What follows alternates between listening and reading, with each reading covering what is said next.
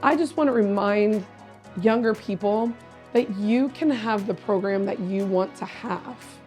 And when you look at other programs, you don't have to do all the things.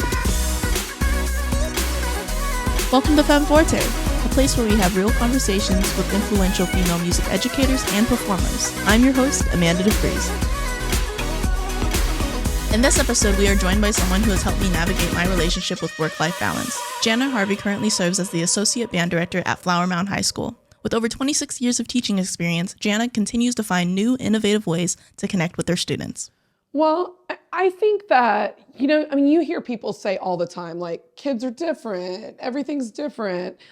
I think that sentiment has always been around. And so I think that when I was in middle school, I think the teachers were probably saying kids are different these days. And I think that there's merit to that. And I think that I see differences in kids. I see differences, major differences in education, all of that. But what I try to remember is that it's okay that things change as long as you continue to change with them. And as long as you continue to tweak and change. And we always, the sentiment, nobody likes change, I never want to be the person that just digs in, and kids just aren't as good as they used to. I don't believe that. I just believe that things are different.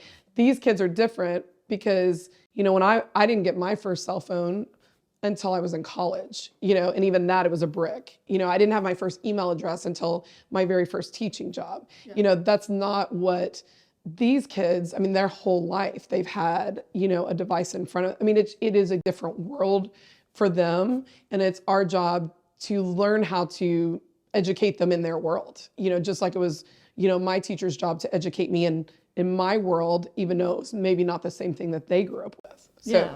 Just kind of keeping that in mind, that you just never, just don't ever dig in, Yeah, and one of the things that was really cool to see is that I think from my perspective, you're very passionate about, what you do and the program that you're involved in. Did you always know that you wanted to be a music educator? I did not. I was going to go to Texas Tech because I went to band camp at Texas Tech. And so I, was brainwashed from an early age that that's where I should go. And just because I fell in love with the university through my experience at the Tech Band and Orchestra Camp.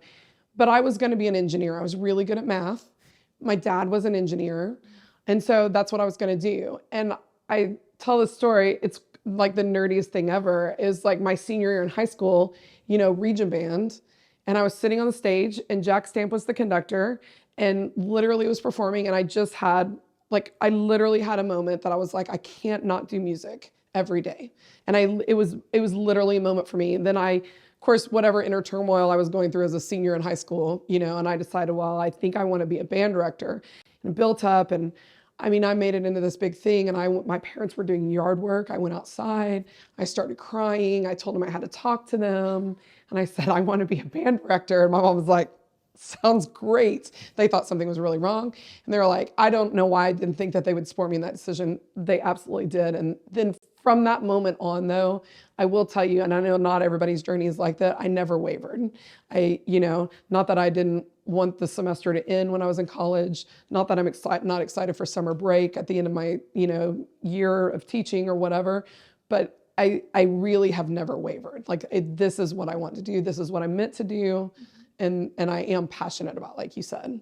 Yeah, and I can relate to that to that as well, because I was the same way. I also was fairly good at math, and I thought I wanted to be like a software engineer, right, or like even something that makes money. Yes, yes. My parents work for Workforce Solutions, so they're very in the yes. You have to get like a business job or something like that. So that was where my head was. But senior year of of high school, where I wanted to figure out what I wanted to do, I could not see myself doing anything but music because, I was that person who would show up at 7:30 in the morning to the band hall and then not leave until 5:30 in the afternoon. Yeah, absolutely. And I just had such good experiences. And, the band that I was in high school was not like the band that Flower Mound is.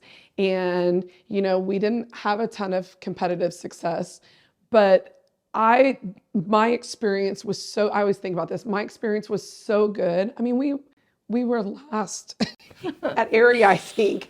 I mean, but my experience was so good, and I had so much respect for my band directors that those people made me want to do that for the rest of my life. And I always think like it doesn't matter what a kid's experience is, or where every kid's experience is different. It doesn't matter what it is, but you can inspire kids at any level. My experience growing up in Plano, 6 through 12, like those people showed me that that's what I wanted to do, and I think that that's a pretty cool thing. We didn't go to Grand Nationals. We didn't, march in the Tournament of Roses. We didn't do those things, but it didn't matter. It didn't matter. We went to Disney World. I still got to play Lincolnshire Posey, when I was at Plano East, and I still, got to go to Disney World with my friends and ride buses on, Friday night and all the things that all the kids love. So. Yeah, that's amazing. Yeah. And so would you say the impact that your band directors had on you, was that truly the turning point when you wanted to pursue teaching specifically? I think so. Speaking of a real giant, a female giant in the profession, Cindy Lansford was my middle school band director prior to when she left Plano and went on to do incredible, more incredible things. But so from an early age, I had that female role model, and I tell people, she comes and helps my kids at Flower Mound now, and I tell my kids, like, she's the reason that I'm a band director, she showed me, and just, her humor and, of course, her knowledge of all of music in all of that, and her love for music, I was able to pick up on that. Neither one of my parents were musicians. And so she just showed me at an early age what was, I think, possible. And I always wanted to be her, I wanted to be Cindy, Yeah. As I was growing up, Yeah, and so that's really awesome that you had a positive female role model, especially in this space from an early age. So do you believe, like, thinking about into your teaching career now, that it is vitally important for students to have that same positive, like, female role model? I do think so. Now, I will say, Cindy was my middle school band director, and then I had all male high school directors.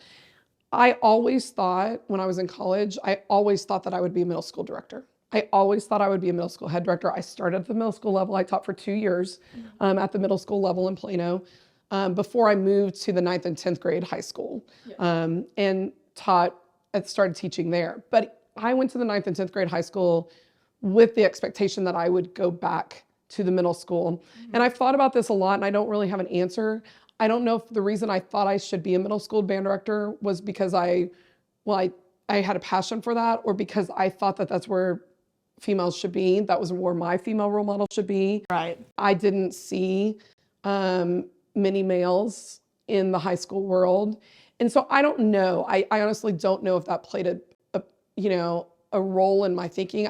I think probably at some level it did, some subconscious, it was never like, oh, girls belong here, guys belong, it was never that dramatic, but I'm sure, I think of myself, I'm 47 years old. When I became the head director at Clark High School in Plano, I was the first head high school female director in Plano in the history. Wow, that's awesome. Of the district. And I'm not that old, when you think about those kinds of things, And so now, it's great to see, I think that there should be men and women on staffs. We just reach kids in different ways, I just think that there should be a female on the staff for them to come to. There should also be a male, on the staff I just think that dynamic is important. I know that it's been important to all the kids that, in the band staffs that I've been on, at Plano East and now at Flower Mound. And I just think that it's important. And I'm glad to see now, of course, there's more females entering, the high school world. So it's great to see. So I do think that's important. Yeah. And so going back to what you said about Clark, how you found out you were the first female head band director at that high school. How did it feel knowing that? I didn't know it in the time, I was like, it was just after the fact and somebody pointed out and I was like, huh. I can tell you that I was, just like I think everybody, I think in that moment I wasn't caught up in male female. I was scared out of my mind because I didn't think I was going to do a good enough job. And, what was I mean, I can vividly, I worked with Nick Williams, who a lot of people know. I was Nick's assistant at Clark, and then he left and went on to do the college thing. And then I ended up taking over at Clark, which is when I made the decision that I would stay at high school. Until that point, I thought I would always go back to middle school. But in that moment, I thought, okay, this is where I belong. This is my path. This is my journey, and so here I go. And so I was just scared, but I didn't think it had anything to do with, male, female. It's just, I wanted to do a good job. I didn't want to fail. Right. I wanted it to be great. So. And so one of the important aspects of like why I'm so lucky to have you on this podcast is because not only are you a positive female role model for many down the line, and I think the work that you have done is great, but I'm sure some of it was not easy. So, in your 26 years of teaching, was there any struggles that you have endured, like being specifically a female educator?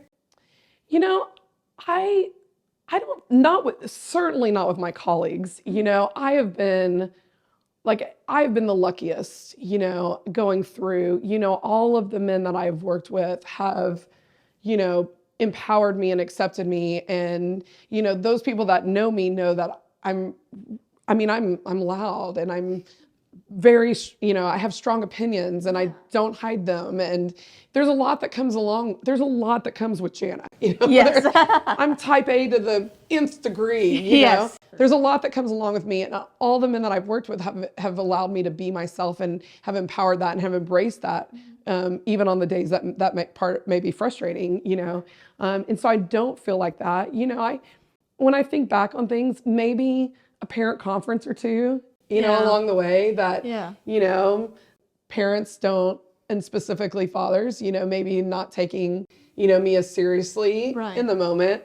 I do think that, the way I provide their kids with a great experience, they love it. And I think that, if I can sit down face to face with people, it usually, fixes itself, because they can see that I'm knowledgeable and that, I'm professional and, all of that. But, I can't think of really any struggles, that I may have had. I will say I feel like in the last several years now, I do think there's been, an effort to recognize females in the profession and recognize diversity and all of that. And I do think I've been the beneficiary. I've gotten to do some really cool things, be on some great committees and all of that. And so I do appreciate that voice and those people that are seeking that out, these days. Yeah. And that's truly very humbling to hear that you've had, a lot of great supporters, especially male. So you've worked with Brent for about 11 years. Yeah, and so feels like a lifetime. and I've seen briefly the two of you work together, which has been it's like yin and yang kind of. And so has there been things that he's done specifically to support you? And if so, what do you think is a great way for other male directors to support other women in this community? Well, I think with Brent, he tells the story that, we didn't know each other before I came to work at Flower Mound. We knew of each other, but didn't know each other. And when he became the director at Flower Mound, Bill Watson, who's a dear friend and mentor of both of us, called him and said, all right, we need to find an assistant. And he said, okay. And Bill said to him, and Brent tells the story, like, are you okay working with somebody smarter than you? And so Brent said, yeah, of course, And so Bill called me and we ended up all meeting. And the thing with Brent that I appreciate the most, and I appreciate this as a female, but more importantly, I appreciate this as the assistant director, there's no ego in it with Brent. Brent is complete, but Brent shares the podium with me. What a great opportunity, and what a great role model. I mean, we're not the first people to do that, but we're different musicians, we're different people, we're different, we stand in front of it. I mean, we are offering a wider range, and it's been a great role model for the entire program. Now I share the podium with Kyle, our other director, we share the podium with the symphonic band. It's good for kids. And for this to be, no, this is my band, or this is your band, or how about these are our bands, with kids. And I appreciate that about Brent. And then, like I mentioned earlier, I mean, he lets me be unapologetically myself. And those people that know us know that we will go toe to toe, and Brent is okay as the head. I mean, if I disagree with, I'm not going to disagree with him in front of a wide public audience, but if I disagree with him, he's fine. And we're going to argue it out, on things, and we're going to talk things through.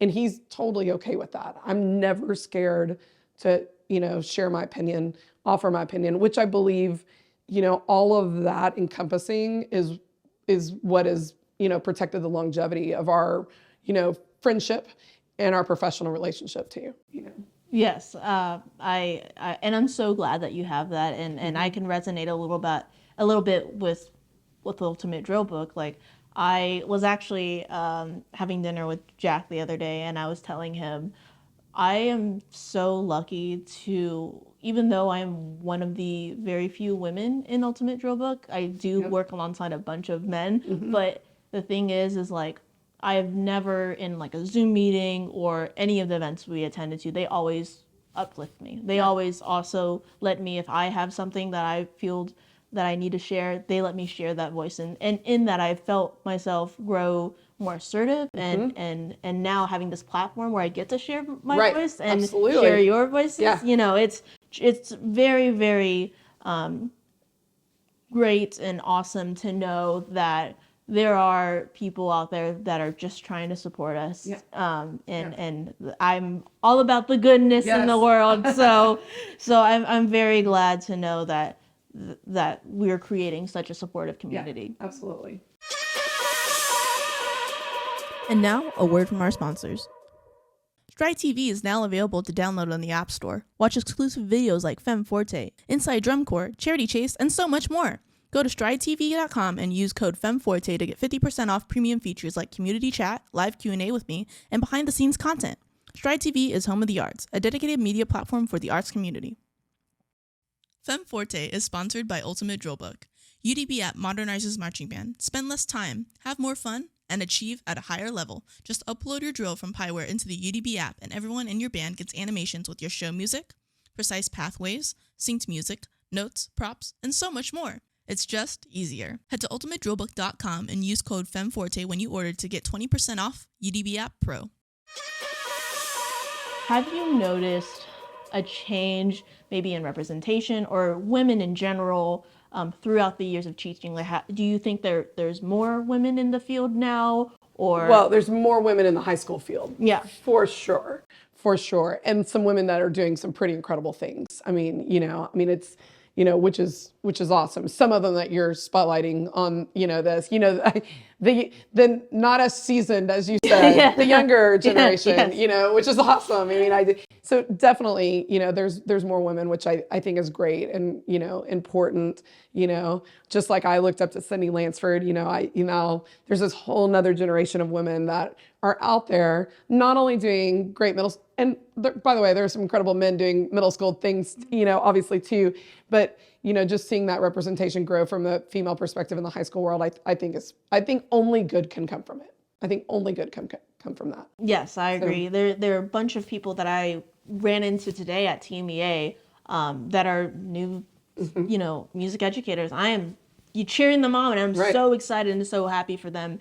And I think it's awesome that there is being more representation being shown, especially with the whole younger generation, which is what this is all about. Right.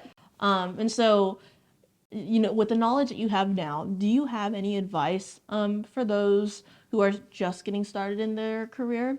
Well, I think that's something that clearly the profession and, not only the band directing profession, but clearly education right now is facing is I think that, we see people leaving, and I'm really passionate about the longevity. I mean, I'm seeing this thing through, I've been in 26 years, I'm not, this is it, for me. I feel confident that I'm going to get to the end. And it's been the most rewarding experience. Like being a band kid was great, but being a band director has been so much better than that.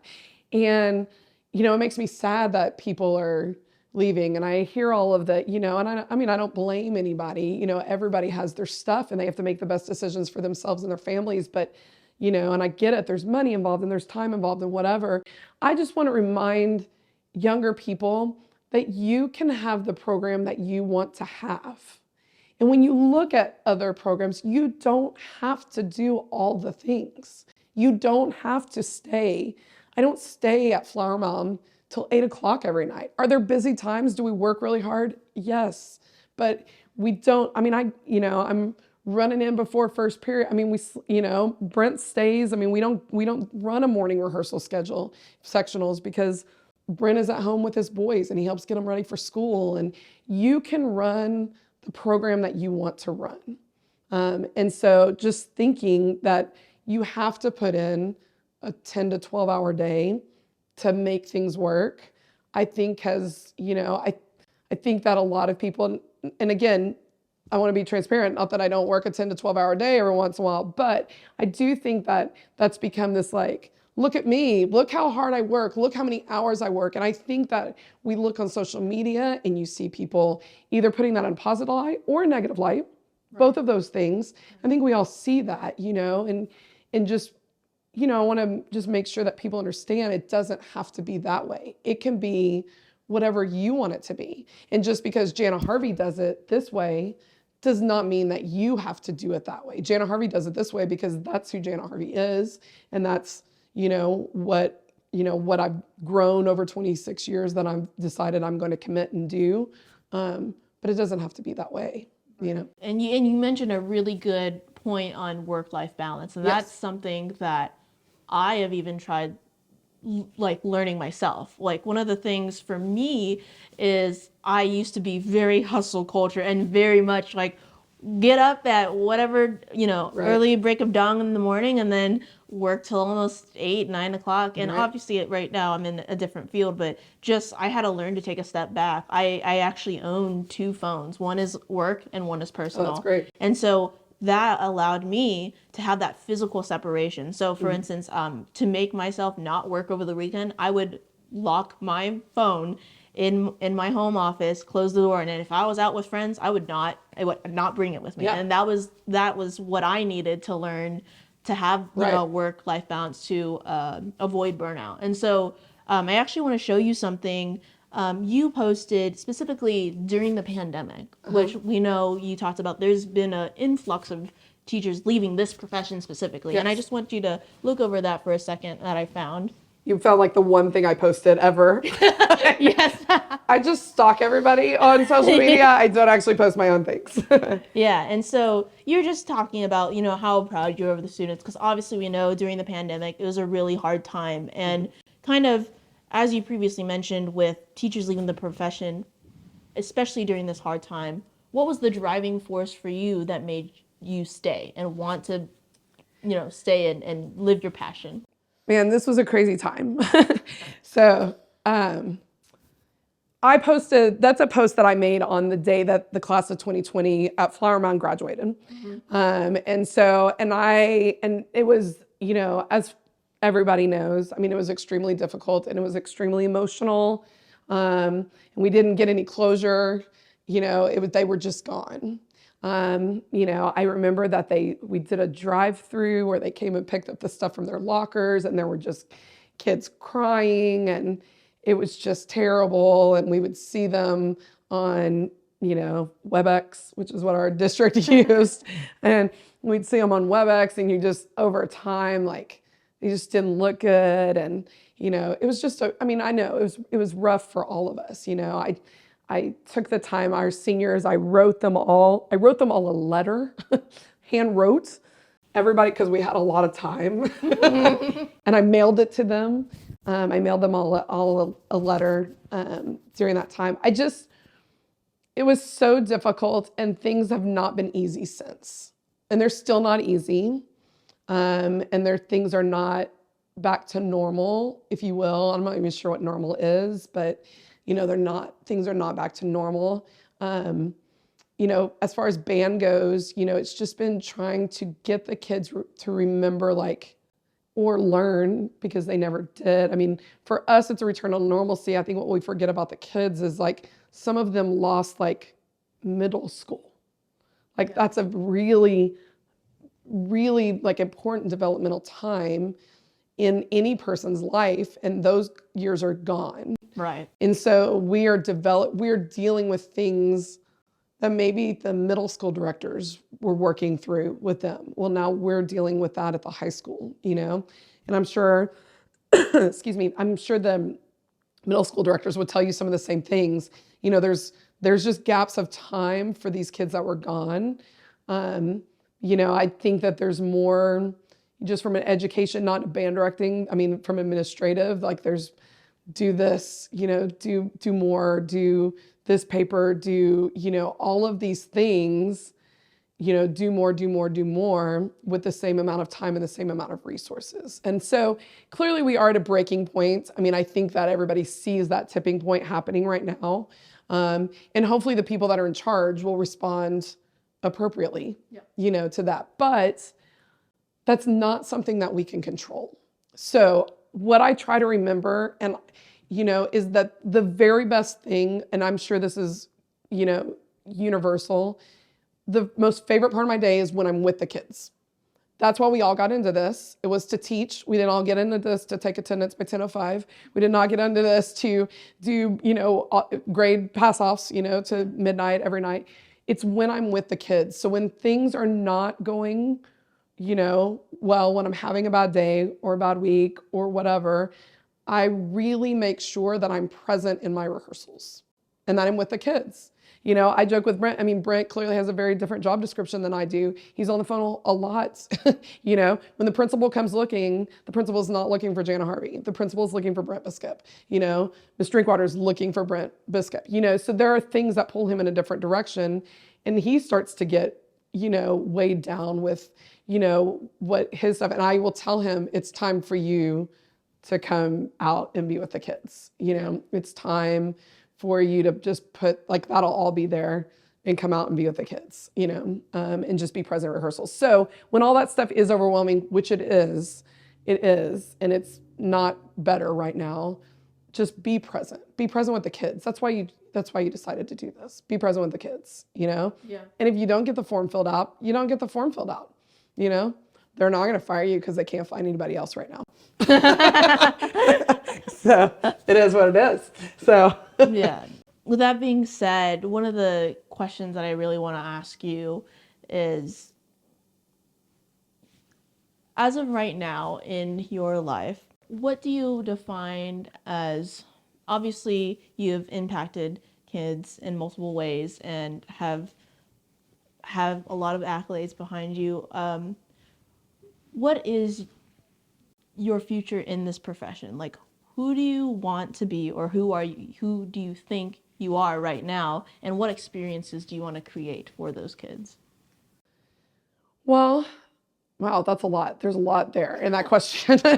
But I just consider it an honor to be able to affect their lives in any way.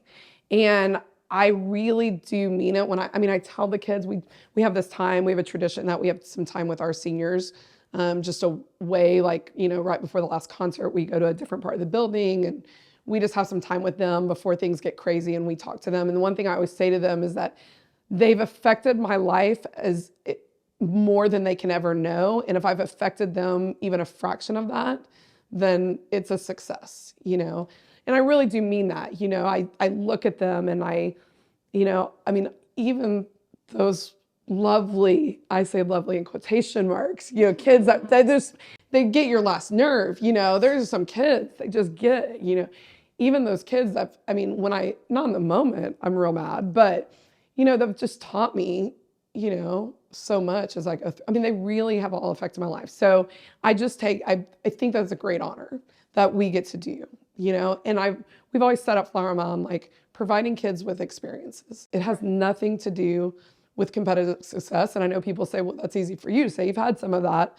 And all of that stuff is nice, but it's never been about that. It never is about that. It's providing kids with experiences And we'll continue, as long as those kids and those families want those experiences, and we'll continue to try to do that. Things that they'll remember. My Allstate kids right now are having the time of their lives down here in San Antonio. And those kids have gotten to do some really cool things. And I'm confident that they will say that these 3 days in San Antonio will be their most memorable thing that they've done in high school, which is pretty cool. For them to have those just kind of experiences. It's weird when people like you and you're like, I'm honored to meet you. I just don't see myself as that way. I'm like, I'm just Jana Harvey, just doing my thing. And so I don't think of myself I think of myself as old in the profession. I think sometimes I look around and I'm like, we talk about this, my old friends and I now talk about this. We were just talking about this last night, like look around and you're like, oh, the generation above me has retired.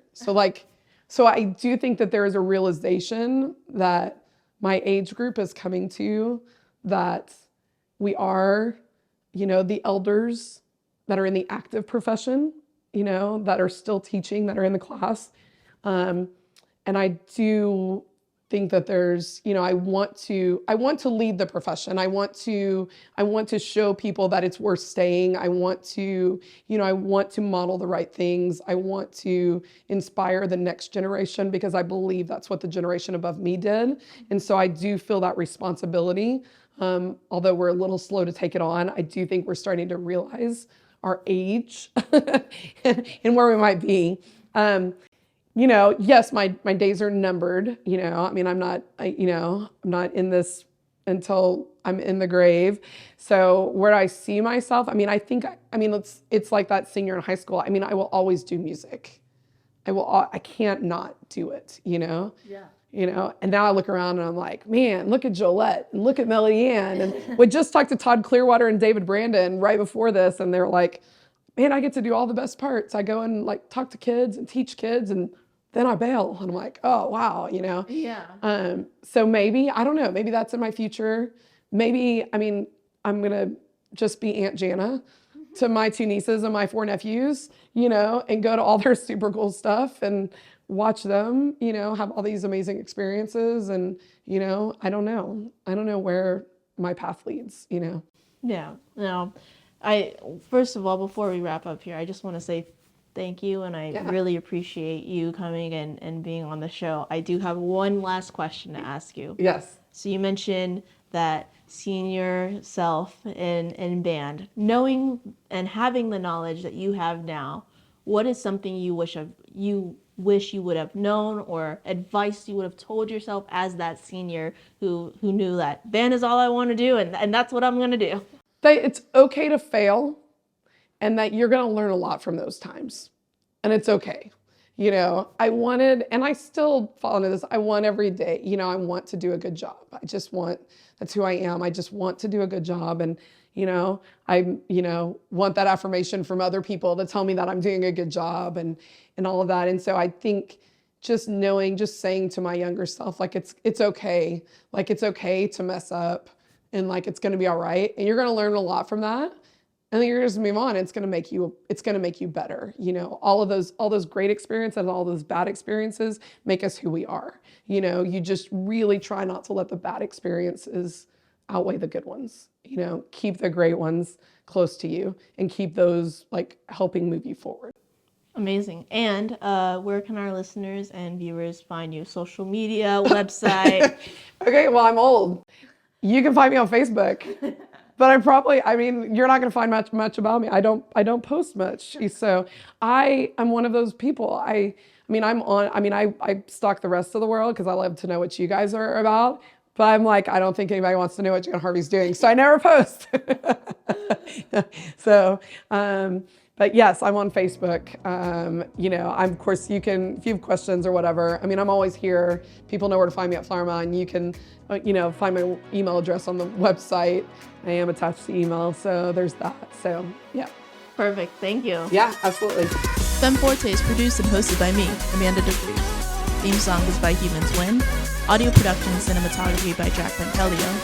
For more information on Femme Forte, follow us on social media at Femme Forte Podcast and StrideTV.com. Don't forget to watch the next week's episode on the Stride TV app.